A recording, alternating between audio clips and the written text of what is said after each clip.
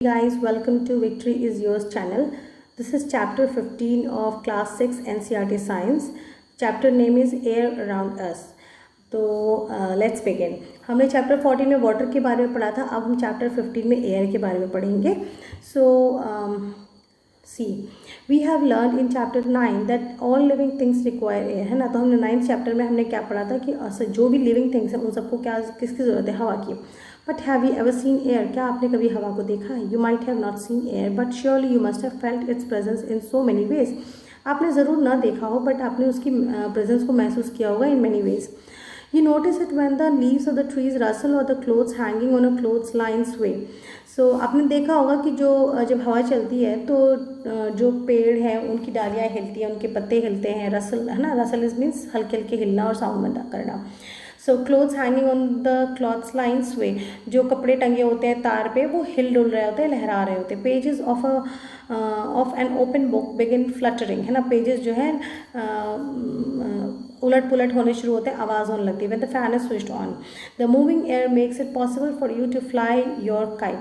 और ये जो चलती हुई हवा है इसकी वजह से ही आप अपनी पतंग को उड़ा पाते हैं. Do you remember activity 3 in chapter 5 in which you separated the sand and sawdust by winnowing. Chapter 5 हमने जब पढ़ा था तो हमने विनोविंग के थ्रू सैंड में से सॉडस्ट को निकाला था, है ना. जब आप उसको सूप वर्ड था वहाँ पे, एक प्लेट या कोई सूप में ऐसे एक प्लेटफॉर्म पे खड़े होकर ऊपर से गिराओगे तो जो सैंड है वो स्ट्रेट अवे आपके सीधे सीधे नीचे पैर के पास गिरेगी. सॉडस्ट जो है हवा की वजह से उड़ के, हल्की है, उड़ के थोड़ा दूर पे जाके अलग गिरेगी, है ना. तो इसको बोलते हैं विनोविंग.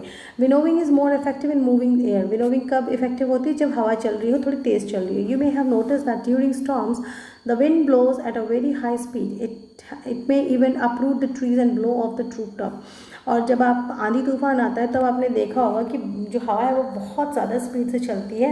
इतनी स्पीड होती है कि वो पेड़ भी उखाड़ सकती है और आपकी छतें भी उड़ा के ले जा सकती है, जो टेम्परेरी टाइप की टिन शेड की छत होती है या गांव की जो वैसी वाली छत होती है ना. So have you ever played with a फिरकी? फिरकी क्या है? ये 15.1 में आपको एक दिख रहा है. इस तरीके का आपने मेले वगैरह में देखा होगा. So let us make a फिरकी ऑफ आवर ओन. तो ये आपसे फिरकी बनाने की बात कर रहे हैं. आई गेस हम लोग फिरकी नहीं बनाएंगे, आप उसको खुद से कर सकते हो. So is air present everywhere around us? Close your face. What do you have in it? Nothing. Try the following activity. अब आपसे कह रहे हैं कि क्या हवा सब जगह मौजूद है? आप अपनी मुट्ठी बंद कीजिए, उसमें क्या है? कुछ नहीं. तो अब आप देखते हैं activity 2. Take an empty open bottle. एक खाली बोतल लीजिए जो कि खुली हुई हो. इज़ इट रियली एम्प्टी और does it have something inside? अब क्या ये सचमुच खाली है या इसके अंदर कुछ और है? Turn it upside down. Is something inside it now? अब आप उसको उल्टा कर दीजिए, क्या उसके अंदर कुछ है? आपको अभी नहीं लग रहा है ना. Now dip the open mouth of the bottle into the bucket filled with water as shown in figure 15.4. अब आपसे कहा जा रहा है कि आप एक पानी भरी हुई बकेट में उस बॉटल का मुंह नीचे की तरफ करके उसको डुबोइए. ओके. ऑब्जर्व द बॉटल, और बॉटल को गौर से देखिए. Does water enter the bottle? क्या पानी बोतल के अंदर जाता है? Now tilt the bottle slightly. जब आप स्ट्रेट रखते हैं तो पानी नहीं जाएगा, जब आप उसको थोड़ा सा टिल्ट करेंगे तो जाएगा. Now tilt the bottle slightly. Does the water now enter the bottle? Do you see bubbles coming out of the bottle और हियर एनी बबली साउंड? अब आपको दिखेगा कि उसमें से कुछ बबल्स है ना, बुलबुले टाइप के निकल रहे हैं या बबली साउंड भी हो रही है. Do you so can you now guess what was inside the bottle? अब आप बता सकते हो कि इस बॉटल में क्या था. Yes, you are right, it is air. तो हाँ, उसके अंदर क्या थी? हवा थी. That was present in the bottle, और वही उस बॉटल के अंदर थी. The bottle was not empty at all. The bottle, इसका मतलब क्या हुआ कि बॉटल जो है वो खाली नहीं थी. In fact it was filled with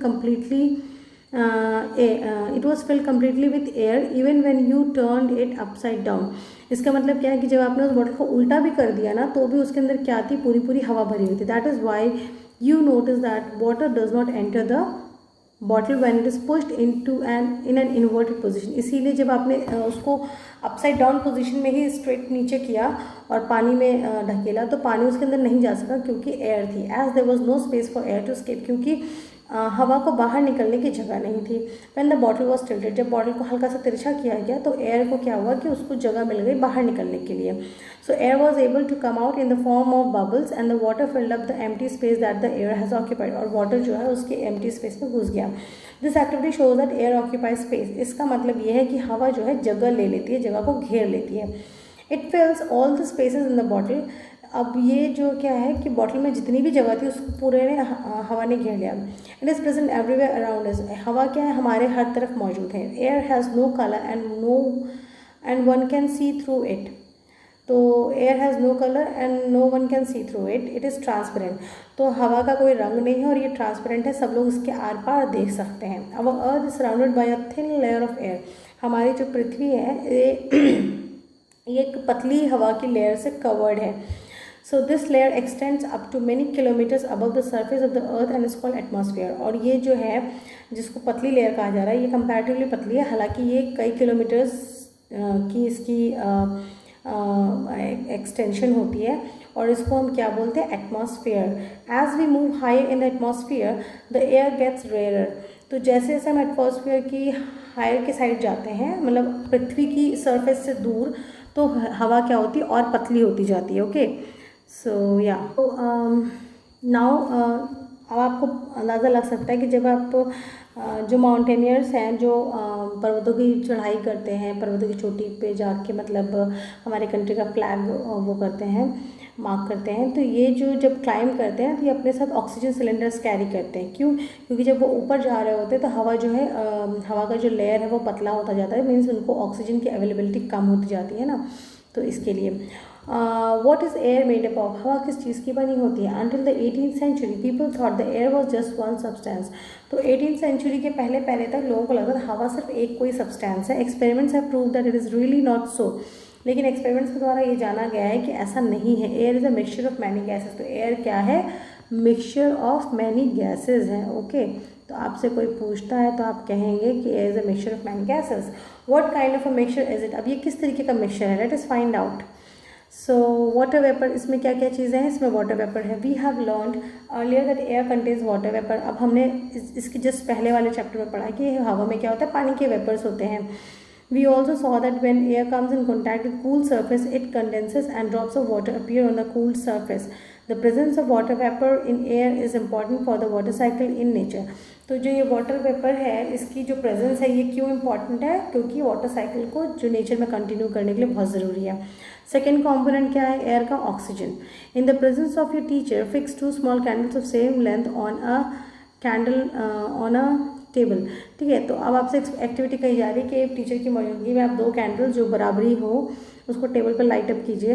light both the candles, cover one of the candle with an inverted glass tumbler, और एक ग्लास टम्बलर कांच के ग्लास से एक कैंडल को ढक दीजिए। Observe both the candles carefully. Do both the candles continue to burn और गो ऑफ, तो अब क्या होगा, क्या दोनों कैंडल जलती रहेंगी या बंद हो जाएंगी? तो होता क्या है कि जिसको आपने कवर कर दिया है कांच के ग्लास से, वो कैंडल थोड़ी देर के बाद बुझ जाएगी। You must have observed that the candle covered with glass tumbler got extinguished after some time, whereas the other candle continued burning. लेकिन जो दूसरी है वो जलती रही। What can be the reason for this? Think about it. अब आप सोचिए कि इसकी क्या वजह थी। It seems that the candle got extinguished because the component inside the glass tumbler which supports burning is limited. इसका मतलब ये हुआ कि जो ग्लास टम्बलर के अंदर जो कॉम्पोनेंट था जिससे कि कैंडल बर्न कर रही थी वो लिमिटेड क्वांटिटी में था। Most of the component is use up by the burning candle, और जितना भी था वो जब कैंडल ने यूज अप कर लिया तो उसके बाद जब उसको और नहीं मिला तो वो बुझ गई। However the candle in the air getting continue supply of air, वो जलती रही। This component of air which supports burning is known as oxygen, तो ये जो कंपोनेंट है जो बर्निंग को सपोर्ट करता है, ओके, इसको क्या बोलते हैं? ऑक्सीजन। सो अब देखते हैं नाइट्रोजन। एक्टिविटी 3 करते हैं। Did you observe that air is still present in glass bottle even after the candle blew out. अब जो ये एक्टिविटी हमने की थी जिसमें कि कैंडल बुझ गई, उसको बुझने के बाद भी उसके अंदर तो कुछ गैस थी। This indicate the presence of some component in the air which does not support burning, तो इसका मतलब ये हुआ कि कोई ऐसा कंपोनेंट है जो बर्निंग को सपोर्ट नहीं कर रहा है। The major part of air which does not support burning is called nitrogen. तो ऑक्सीजन क्या है? वो पार्ट ऑफ एयर जो बर्निंग को सपोर्ट कर रहा है। नाइट्रोजन क्या है? वो पार्ट ऑफ द एयर जो बर्निंग को सपोर्ट नहीं करता। ओके, तो ये बहुत ही सिंपल है, आप बच्चों के हिसाब से ही है सब कुछ। Then comes carbon dioxide. So in a close room if there is some material that is burning you may have felt suffocation. तो अगर एक कमरा बंद है और उसके अंदर कोई चीज़ जलाई जा रही है तो आपने कभी महसूस किया होगा सफोकेशन। ये आपको तब होता होगा घर में भी, अगर आप देखो पूजा वगैरह होती है तो जब हवन होता है तो तो बहुत धुआं धुआं होने लगता है, तो ये फील सफोकेटेड ना, खांसी वगैरह आने लगती है। This is due to the excess of carbon dioxide that may be accumulating in the room as the burning continues. So carbon dioxide makes up a small component of the air around us. Plants and animals consume oxygen for respiration and produce carbon dioxide. Plant and animal matter also consumes oxygen on burning and produce mainly carbon dioxide and a few other gases. ठीक है, तो ये हो गया. It is advisable not to burn dry leaves and discarded remains of the crop which pollute our surroundings. तो ये कह रहे हैं कि इसीलिए जो खेतों में जो चीज़ें बच जाती हैं और जो सूखी पत्तियाँ उसको आपको नहीं जलानी चाहिए। क्यों? क्योंकि उससे बहुत ज़्यादा कार्बन डाइऑक्साइड का प्रोडक्शन होता है। Dust and smoke, the burning of fuel also produces smoke. तो जब आप ये पेट्रोल या डीजल या जो भी है इस तरह के कोई फ्यूल जलाते हैं तो उससे क्या होती है, धुआं निकलता है। Smoke contains a few gases and fine dust particles and is often harmful. तो उसमें कुछ गैसेज होती हैं या कुछ डस्ट पार्टिकल्स होते हैं जो कि हार्मफुल होते हैं। That is why when you see chimneys in the factories, this takes the harmful smoke and gases away from our noses, but brings it closer to the birds flying up in the sky. But इससे क्या होगा कि harmful smoke and gases but brings it closer to the birds flying up in the sky. तो जो factories में जो chimney लगती है तो वहाँ पे जो भी कुछ हो रहा है उसकी वो सारे हार्मफुल स्मोक को वो वहाँ से तो निकाल देती है, उस जगह से, उस प्रोडक्शन साइट से, उस इंडस्ट्री से। लेकिन क्या होता है, वो बहुत ऊंची होती है चिमनी, तो वो वहाँ पे जाके उन गैसेस को रिलीज़ करती है। तो उससे क्या होता है, वो जो पोल्यूटेंट है, मैं तो यहाँ पोल्यूटेंट वर्ड यूज़ करूँगी, तो वो जो पोल्यूटेंट है वो हमसे तो दूर हो गया लेकिन किसके नज़दीक पहुँच गया, जो आसमान में, खुले आकाश में जो पंछी हैं, निर्दोष पंछियों के पास। Dust particles are always present in air, और हमेशा ही डस्ट पार्टिकल्स प्रेजेंट होते हैं। सो एक्टिविटी 4 देखते हैं। Find a sunny room in a school, close all the doors and windows with curtains pulled down to make the room dark. Now open the door or a window facing the sun just a little in such a way that it allows sunlight to enter the room only through a slit. Look carefully at the incoming beam of the sunlight. Do you see some tiny shining particles moving in the beam of sunlight? तो आपसे कह रहे हैं कि आप एक school का एक कमरा बंद कीजिए पूरी तरीके से और उसमें कहीं से रोशनी ना आए, और फिर उसके बाद थोड़ी सी रोशनी को अलाउ कीजिए एक बीम ऑफ लाइट आने के लिए।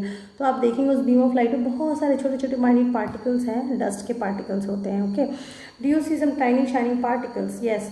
What is this particle? During winters you might have observe similar beam of sunlight filter through the trees in which dust particles appear to dance merrily around. और सर्दियों में आप इस तरीके के डस्ट पार्टिकल्स को देखते हैं कि जो कि बहुत तेज़ी से घूमते हुए दिखते हैं, तो इट लुक्स लाइक कि वो डांस कर रहे हैं। This shows that air also contains dust particle. The presence of dust particles in air varies from time to time. अब जो डस्ट पार्टिकल की जो प्रेजेंस है वो हवा में टाइम टू टाइम वेरी करती है, एंड प्लेस टू प्लेस भी वेरी करती है। कुछ जगहों पे ज़्यादा डस्ट होती है, कुछ जगहों पे कम होती है, किसी समय पे ज़्यादा डस्ट होती है, किसी समय पे कम होती है। We inhale air when we breathe through our nostrils. हम हवा सांस कैसे लेते हैं? हम सांस को जब अंदर लेते हैं तो हम अपने नोस्ट्रिल से लेते हैं ना, जो नाक में दो छेद होते हैं, इसको नोस्ट्रिल्स कहा जाता है। Fine hair and mucus are present inside the nose to prevent dust particles from getting into the respiratory system. तो जो हमारे नोस्ट्रल्स में छोटे छोटे से बाल होते हैं और थोड़ा सा म्यूकस होता है ना, स्टिकी सब्सटेंस जिसको बोलते हैं, तो वो इसलिए होता है कि जब हम एयर को इनहेल करें, अंदर लें अपने, तो उसमें जो डस्ट पार्टिकल्स है वो हमारे अंदर रेस्पिरेटरी सिस्टम्स में ना घुसे बल्कि वहीं पे फिल्टर हो जाए। Okay, do you recall being scolded by your parents when you breathe through your mouth? If you do that harmful dust particles may enter your body. ठीक है, so we may conclude then that air contains some gases, water vapor and dust particles। तो finally हम ये conclude कर सकते हैं कि air में क्या होता है, कुछ गैसेस होते हैं, कुछ वाटर वेपर होता है, कुछ डस्ट पार्टिकल्स होते हैं। The gases in air are mainly nitrogen, oxygen and small amount of carbon dioxide and many other gases। अब गैसेस कौन सी होती हैं? कार्बन डाइऑक्साइड होती है, ऑक्सीजन होती है, नाइट्रोजन होती है और कुछ अदर गैसेस भी होती हैं। However, there may be some variations in the composition of the air from place to place. We see that air contains mostly nitrogen and oxygen। तो प्लेस टू प्लेस थोड़ा बहुत वेरिएशन हो सकता है, लेकिन मेजरली क्या होता है, एयर में नाइट्रोजन एंड ऑक्सीजन होता है। In fact these two gases together makeup 99% of the air. Nitrogen और ऑक्सीजन के को अगर टोटल किया जाए तो 99% ऑफ द एयर नाइट्रोजन और ऑक्सीजन ही होती है। The remaining 1% constituted by carbon dioxide and few other gases and water vapour. और 1% में कार्बन डाइऑक्साइड, वाटर वेपर और अदर गैसेज होती हैं। 15.9 फिगर को आप कंसल्ट कर सकते हैं। So with this I stop here, it's getting lengthier. 15.3 chapter section जो है, how does oxygen become available to animals and plants living in water and soil, ये हम नेक्स्ट वीडियो में देखेंगे। आज के लिए इतना ही। Thank you so much for listening.